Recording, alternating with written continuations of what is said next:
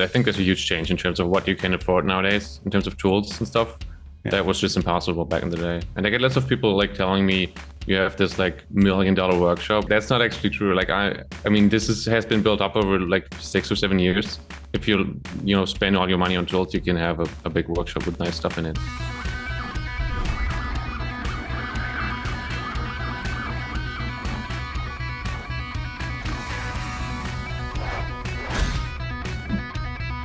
Hey everyone, I'm Jonathan from Autodesk, and welcome to Shop Talk, the podcast series where we talk to makers, designers, and engineers from shop to shop.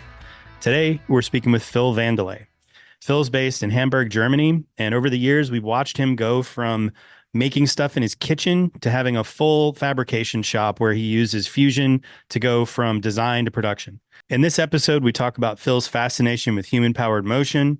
We talk about all the different ways he's approached that project. Also, how software can fit into the very hands-on world of metal fabrication. This is going to be a fun episode, so let's dive in. All right, Phil Vandelay, tell us about yourself. I am from Hamburg, Germany, which is the second biggest city up here, if you're not familiar. I've been doing YouTube for about 6 or 7 years, and you can kind of see me building out this shop over the whole time. So I started doing, woodworking, and now I'm mostly into machining, welding, TIG welding. I do lots of bike stuff. I'm a huge bike nerd. I do lots of machining projects like building tools, building machines, building stuff for the workshop. I'm getting on much at 3D printing now, and just general prototyping, all kinds of tinkering, mostly working with metal. Yeah. So, I've been following your channel for a while, and it's been really interesting to see the evolution of your work from the very beginning up to what you're doing now, right? So I think the first video on there, maybe the first few videos were about just practical ways to cut metal pipe and weld stuff for frames, right? And then since then, obviously, you've gotten into Fusion, doing CAD, you've got 3D printing going. I was curious about how you got started in all this stuff. Like, what was the beginning of your journey into being having a YouTube channel where you show engineering and design and making and all that? Maybe tell us a little bit about that, how that got started. Yeah, so I've always been tinkering with stuff, even when I was a child, and eventually, like way back in the day, I used to do case modding. Probably nobody knows what this is nowadays, but it's back when PC cases used to be these like gray boxes. People would like cut windows into them and modify them and like build their own like LED lighting and stuff. But this was all stuff I was doing basically in an apartment. I never had a workshop up until like 6 or 7 years ago. And at one point, a friend of mine showed up with a self-made cargo bike at some meeting. And so I asked, like, where did you get this bike? And he was like, I built it. And something clicked for me. I was like, wait, you can just make one? And I just got obsessed with the idea and eventually like started watching YouTube videos and, on how to weld and stuff. And eventually I got like a cheap welding machine and just started building this cargo bike in my kitchen back then. So I was welding in my apartment, which is, I'm not recommending it, but I just had this drive to do it. And then after that, I just started doing some more stuff in my apartment and eventually decided I have to get some kind of workshop just to do it as a hobby. And then just kind of escalated from there. And given that I learned most of the stuff on YouTube, I figured like, why not make videos myself, to see if anyone wants to watch them. And it just kind of took off from there. Yeah. And can you tell us a bit about your day job, your educational background, that stuff? So I used to do graphic design. Like actually I was a 3D artist. So I have some experience with like, a form of CAD at least. And I was able to like stop doing that as YouTube kind of started working for me. So nowadays I'm basically, I just do YouTube. I sell plans for my projects. I do some other stuff, but that's basically what I do now. So if you want to call it a job, it's kind of my job now. Yeah, that's great. Congratulations. So you've got a 3D printer running back there. What are you working on right now? Yeah, so I've been organizing my drawers for a while now, and I'm still printing Gridfinity parts, like this grid system you can use to organize stuff and make sorting boxes and like, yeah. So the big one is printing like the grid that these containers interlock into. And then on the smaller printer, I usually print like little bins and organizers to like put stuff in, like measuring tools and screws and just all kinds of stuff. Our interview with Zach Friedman, which is maybe 2 or 3 episodes previous to this one, we talked to him about his invention, which is Yeah, Gridfinity. he's great. I love his Yeah, videos. Like he's so funny. yeah, it's good stuff. It's really good stuff. Tell us about your journey with CAD. How did you start getting to the point where you said, I'm gonna level up here a bit and do some Yeah. learn some CAD tools and get into CAM. I said I used to actually work as a 3D artist, at making like animations, 3D renderings. So I was actually using stuff like Maya, which is also Autodesk, Cinema 4D, that kind of thing. But those tools are not made for constructing things. It's for making images, making animations. So it's like very aimed at the visual aspect of it. And it just made sense to me to kind of use that in the beginning, even to sketch stuff out in 3D, like when I was, going to build a bike or something. But you run into limitations with that because it's just not the idea with those tools is not to measure things out and like have everything be like very accurate. So eventually I figured I got to get into like actual CAD software to construct things in 3D. And it just like Fusion just seemed like the perfect package in terms of functionality, and also it looks sleek, which just kind of draws you in. So yeah, I downloaded Fusion and just started watching tutorials like I always do on YouTube, learning CAD.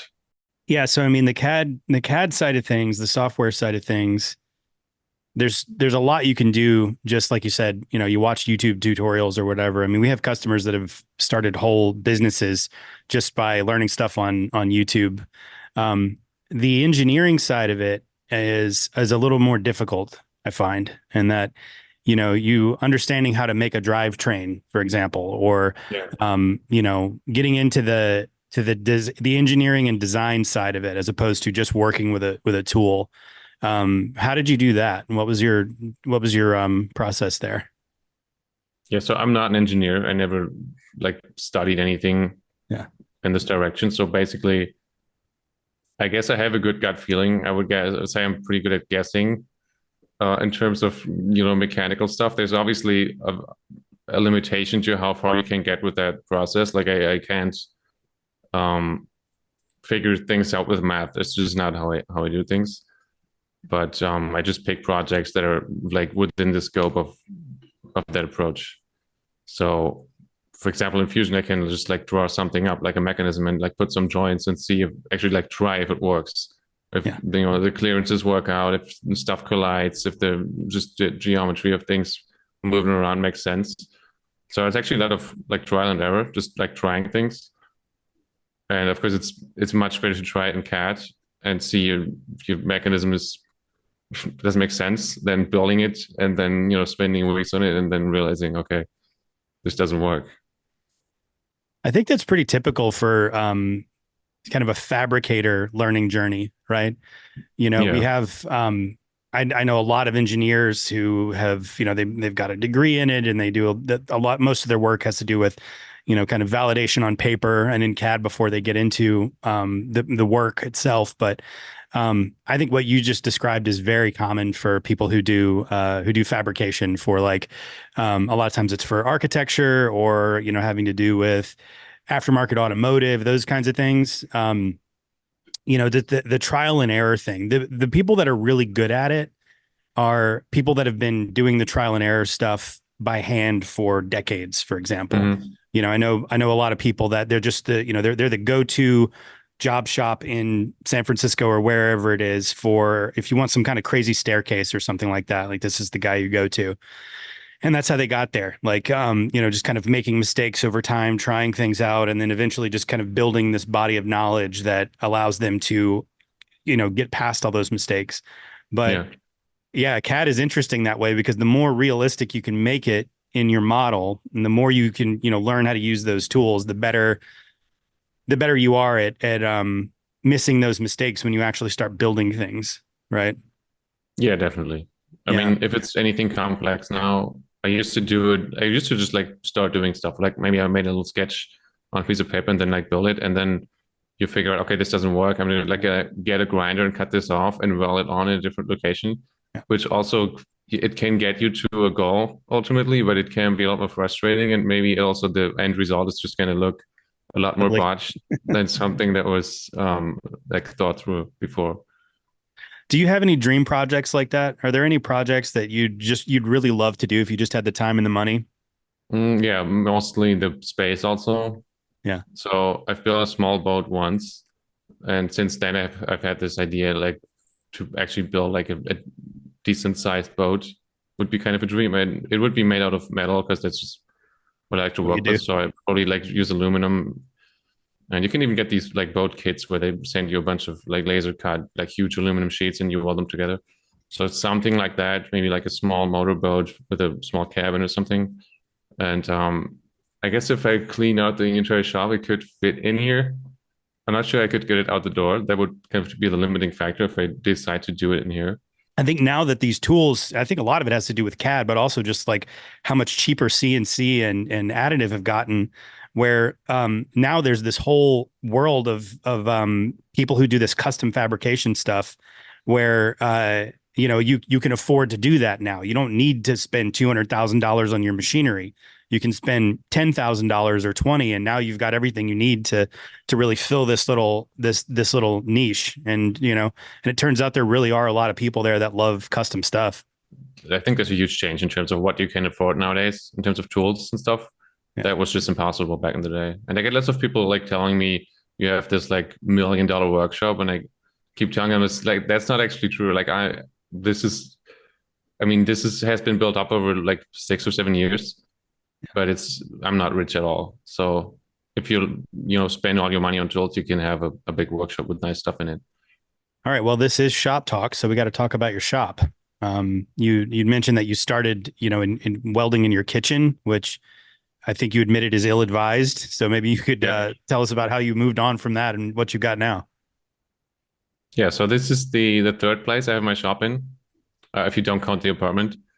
The two other ones were shared spaces, which worked okay for a while, but eventually I moved into this place, which is the first one I have, where basically I can do my own thing. And this is like an industrial building that has all these different units. So I'm just renting this place. I can do pretty much whatever I want in here. It's a very sturdy place, good infrastructure. And so over there, I have a milling machine and a lathe you can see in pretty much all of my videos. So those are the main tools I usually work with when I build stuff with metal. Then we have like a huge welding table here, which I've gotten like 2 or 3 years ago.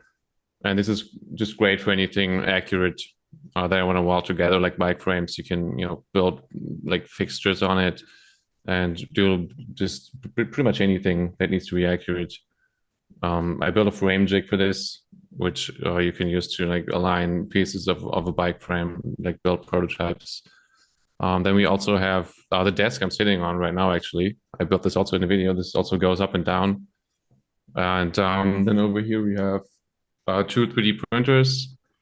And I'm looking to get a third one also, because most of the prints I do are functional, and I keep running into like the size limitations of the smaller printers. And then way in the back, we also have a big general workbench, which also has a table saw at the end of it. And I use that to build mostly stuff for the shop, like shop furniture, but also some unconventional furniture projects I made in the past. I built a desk, I built a couch, some other stuff. And then also there's one of my cargo bikes hanging there on the crane. I can actually show you because it goes up and down.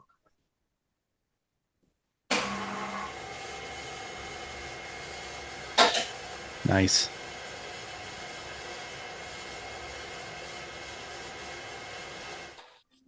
That's cool. Yeah, so that one's a shop crane I built a while ago, which basically wedges itself between the floor and the ceiling, so I can actually move the crane around. It's not fixed to the wall or anything, and it can lift bikes up to I think like 250 kilos, which is ridiculous. I've never gonna build a bike that's that heavy, but I did some stuff on my table saw recently, and it's actually able to lift the entire table saw. So sometimes I use it for that kind of stuff. And yeah, and then behind that, it's kind of hard to see, but there's also a belt grinder I built a few years ago, which was a very machining intensive project. But So so yeah, why'd then you build also your own belt grinder? um, mostly I was watching all these belt grinder videos, and I just kind of got the idea stuck in my head that I want to make my own one. Also, because it's a super useful machine just for general metalworking. And then also I wanted to give myself a challenge and like come up with a machining project that kind of goes all out. So I designed this thing with the idea that I want to do it as elaborate as possible and not cut any corners. So some of it is a little bit unnecessary, like it's kind of complex in ways that it doesn't need to be that complex, but I just kind of wanted to, have fun with it. And also just kind of to make a video that's interesting to watch. So that was kind of the idea. And yeah, it's a very nice machine. I love that I built it because it's so useful. You can actually like grind a perfect right angle with it in a few seconds because everything's like super accurate on it. And I use it pretty much for every project. Like I'm just using it all the time. You made a lot of cargo bikes by now. Do you have a favorite one? Could you tell us about it? Yeah, that would be the one in the back there, which is kind of the culmination of everything I've been wanting to do with bikes for years and kind of couldn't because I didn't have the tools. So I built a bunch of other ones, and I always had the idea of to build like this one bike that has like every feature I could possibly think of. So I kind of needed this welding table to do it because I didn't have this before. And the thing with cargo bikes is you need a frame jig to build pretty much any bike frame if you want it to come out straight. And normal bike frame jigs they're made to make a normal bike frame. And cargo bikes are like freaky and all kinds of weird. And there's not a single a jig in existence that I know of that's like specifically for that. So if companies make a bike, they will like develop their own jig and then make the bike. Um, so once I had all the tools, like also the lathe and milling machine, which I didn't have back then, I kind of started planning this bike in CAD and figured out lots of stuff that I also probably couldn't have done without CAD before when I made the first bikes. And so it has like electric assist, which I've never done before. And the motor is kind of integrated into the frame. Um, it has cable steering, which is kind of something I just want to try to see if I could do it. There's other ways to solve this. Usually you use a steering rod, which is just like a linkage that pushes the fork from the handlebars. But using a pulley system just seemed kind of interesting, and like having a lathe and mill also made that possible. So the other ones were made from steel and also usually steel box section. And if you start using round tubing, things also get more complicated because you need to make like another kind of fixture. You need like these two blocks. So I made like a whole video just about building the tools to build the bike. So there's like a whole lead up to it. And then it also has full suspension, which is also a big factor. So I just kind of the idea was to build like almost this SUV version of a bike, like the ultimate urban vehicle that kind of can go over bumps and stuff. And it can go fast and it's comfortable. It has enough cargo space. It's a little bit shorter than the other one because I wanted something that's like practical and everyday use and not necessarily like a huge heavy bike that's like slow to steer. So it's kind of a trade-off. And then also has a big cage around. So it's like there's like different types of cargo bikes. There's like the Omnium type, for example, where you put the load over the front wheel. And then there's the Long John where you put the load between the front wheel and the back wheel, basically.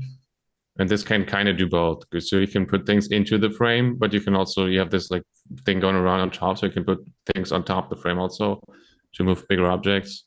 You can put people in it. Yeah. So it came out great. That's kind of the point. Yeah. I'm super happy with the build. You designed the bike in Fusion. You had like a full model of it, presumably, right? Um, the jigs, did you model all those out as well before you made them? Yeah, partly. So Yeah. I have a model of the table, which I mean, it's basically just a big slab with a bunch of holes in it. And then I figured out how to make it from aluminum extrusion, which I use for most of that stuff. Hmm. Which is it's super useful to have the bike in CAD. You can just like flip it, like put it on the side, put the table under, and then figure out okay how how do the cones have to look and where do I need to position stuff. Yeah. And if I did it again, I probably would use even more 3D printing, which also just works great for that. For anything that's not being welded, Yeah. like in Anything that the doesn't get too vicinity hot. of it, which is just going to melt. But there's Yeah. lots of stuff you can do where that still is an option, and it can save so much time in like machining, two blocks and that kind of thing. It's funny because we don't really, I, from our point of view on the team, we tend to look at, manufacturing models, right? So if you look at, you go into the CNC workspace in Fusion, there's a model of a machine that has everything there. So you see where the spindle is, like the work table, fixturing, all that stuff is modeled there so that you can plan your manufacturing project. But yeah, when you're dealing with the the working with hand side of things, jigs are everything, right? Yeah. Like if you get that right, you save yourself a ton of time. And yeah, it's interesting to think about that as part of CAD too. I think mostly people tend to think of it as, yeah, you model the thing, right? And then you'd have drawings of it and like, instructions or whatever it is. But you've modeled your whole shop basically. It's like the whole table, and what material you're going to use. So you lay out the aluminum extrusion, and then you're able to plan everything out from a precise model, and then have it work for you. Yeah. So actually, I do have a model of my milling machine, Yeah. and I know the travel of the table and stuff. So some of parts of this biker specifically, it like goes right up to the very edge of what the machine is able to Huh. do to like be able to fit parts on it and like do miter cuts and stuff. Yeah. So actually, it's super helpful. Yeah. So it's kind of similar almost to like having a CNC and seeing the like where the machine ends basically and then how big the parts can be. Yeah. I can't wait to see when you have your own CNC machine. It's going to be things are going Yeah, to that get would be great. interesting. So you said you were selling your plans. Yeah. And that's something we see quite a lot with people that are doing creative projects like this on YouTube. Um, do you get a lot of responses from people that have used the plans to make their own bikes, kind of showing you what they've done? Yeah, actually I do. I have like tons of pictures. I have this whole folder. I sometimes forget to save them, unfortunately, but there must be probably hundreds by now. So it's actually really cool to see people actually doing it because I think there's a lot of them who kind of get the plans to, just have a look or maybe, think about the idea and then never actually started. But there's also tons of people who actually complete the projects. And it's just nice to know they're like getting hooked on the idea and actually doing it. And then also, I think it's just good to put like bikes on the street and people, using like alternative like modes of transport. Yeah, for Yeah, so sure. that definitely happens. Also with the grinder, tons of people have built the belt grinder, and I keep getting pictures. They change the design, which is interesting. Also had this one guy who built something I loved. He built like a 1:10 like miniature version of the grinder, which was like completely functional. So he just scaled down the entire plans and just made it like a tiny version. I have a video of it on my Instagram. So that was great to see. You must learn a lot from that. People sending you back their projects. Have you tweaked the projects you sell based on what you've seen from other people making them? Yeah, actually, I did have an idea to make the one of the cargo bike builds even simpler. So the idea when I designed it was to make it as easy to build as possible. And from getting feedback, I know there's like stuff you could probably still simplify and make it like even easier to build it and make it even more approachable. So that's kind of definitely kind of interesting. And then another big thing is just the whole metric imperial thing. Obviously, people from the US buy the plans, they're in metric because I can't like wrap my head around imperial and fractions and stuff. No one really So I can. make them in metric, but I understand that it's for a lot of people it's inconvenient because like even the materials in the US are like not metric. If you want to, you can get a 2x4, but you can't get like a 50 by whatever millimeter like piece of wood. When I was doing architecture, I had an intern come in from France, and I was explaining to him American dimensional lumber. Um, and I was like, okay, the first thing you need to know is that a 2x4 is actually 1.5 by 3.5. And he was like, what? I said, yeah, it's kind of a long story, but it has to do with the fact that the lumber is resawn to be dimensionally accurate. And we don't do these. We used to do these really big trees and cut them down for lumber, and now we do these this more sustainable farm stuff. So it's got to be smaller. Anyway, just remember 2.5 by, a 2x4 is 1.5 by 3.5. He said, oh, well, then then a 2x6 must be 1.5 by 7, right? And I was like, actually, no, a 2x6 is 1.5 by 5.25, because once you go over 4 inches, you start to cut back by 3/4 instead of a half. And he just threw his hands up like, how does anything work here? See, I Right. didn't even know any of that. Yeah, So I'm also baffled. Yeah. it's kind of a mess, man. It's Yeah. something, and the funny thing is that it works just fine because everything's sort of built around that system, right? So like a 2x4x8 is that's a pretty standard lumber size for, for construction, right? And then you factor into that, you would also have a sill plate at the bottom of a wall and then another one at the top of the wall. So you frame up a wall and put it up first, right? Well, you add that 3 inches to the 8 feet, right? So it's 8 foot 3 inches. And then you also factor in the thickness of drywall, which is 5/8. And then you find that the sheet of drywall is exactly the right size for an 8 foot wall. And so Right. all these things like they fit together. Like they really are kind of pieces of a puzzle. But when you're coming from round numbers and metric, it's difficult, man. Yeah. Yeah. So yeah, you told us about a dream project, maybe a boat. But do you have any consumer product ideas? Is there anything that would be, that you could imagine going into production on a mass scale that people might want? Yeah. So most of it would most likely also be bike related because it's just kind of my thing. And it's like problems I encounter. Yeah. So one thing I've been thinking about for a while is like bike pumps.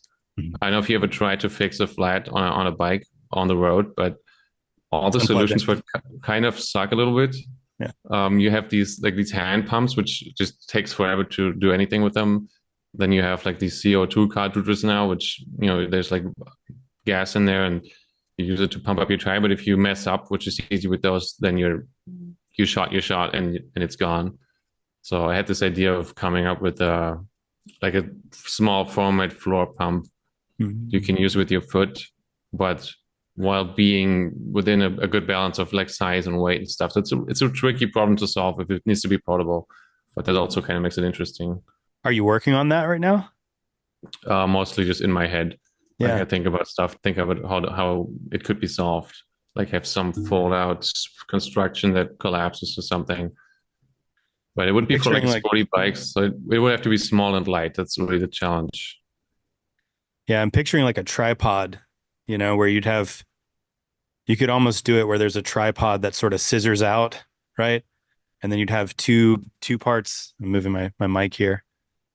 Yeah, two parts would be on the floor. Then you'd have one sticking up that'd be for your foot. That's a really interesting problem. Yeah, yeah, it is. Are you gonna It's you gonna make tricky. one? I might try, yeah, at some point. Yeah, I want to see that. I'm sure everyone else does too. Let's imagine that your shop didn't survive the apocalypse and you got to start over. So what's your first tool? My first thought would be saying something like a Leatherman, but it feels almost like a cop out because it's technically like 20 tools in one. But I do have one here, which I is my favorite hand tool ever. Basically, it's the Knipex adjustable wrench plier, and it's basically just it's like a what do you call this? Like the water pipe pliers, Yeah. except it has flat sides, and when you close this, you get an insane amount of grip. So I use it like 50% for actually like turning nuts and screws, but Wow. also it's great for like crushing things or like just grabbing something really tight. So like if you need like a good handle on something, or you need to like fold over a piece of sheet metal or something, and it's just so versatile, and the amount of force you can generate with that handle is just it's crazy. And also they make different sizes of these. This is like medium to small, and this one fits in a pocket. So I kind of like this. I use this all the time. I also have a big one for like really heavy stuff. But if I could suggest people to get one tool for pretty much any workshop, it would be this. And also, yeah, I think rebuilding with this will also be great. They're Yeah. great quality. They don't break. I'm not sponsored by Knipex, but just they're my favorite You're a pliers ever. fan.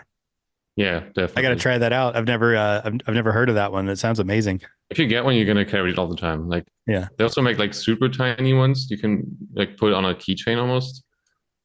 But yeah, it's so versatile, so good. So, Phil, thanks for meeting with us, man. This has been an interesting conversation.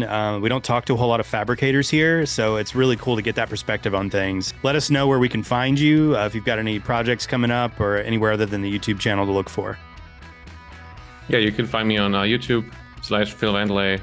I also have an Instagram, and there's definitely more videos coming. Yeah, I got some stuff planned, some more printing, some interesting products I might show. Cool. Can't wait. Yeah. Thanks for coming, man. Thanks for your time. Thanks for having me. Hey, everyone. Don't forget to like, comment, and subscribe to our YouTube channel to stay up to date with all things Shop Talk. If you're ready to try Fusion for yourself, find the link in our description.